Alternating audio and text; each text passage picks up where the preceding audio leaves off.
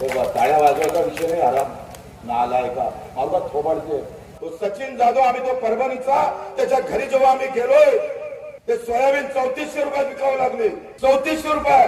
5000 रुपये आम्ही पाहतोय. आमच्या सोयाबीनचे भाव जाहीर झाले होते. खरेदी केंद्रात 5000 रुपयाने घ्यायला पाहिजे होते पण पैसा भेटत नाही. एक वर्ष त्यानं व्यापाऱ्याला विकले आणि व्यापाऱ्यानं अर्धे पैसे दिले नाही. तो तक्रार करायला गेला.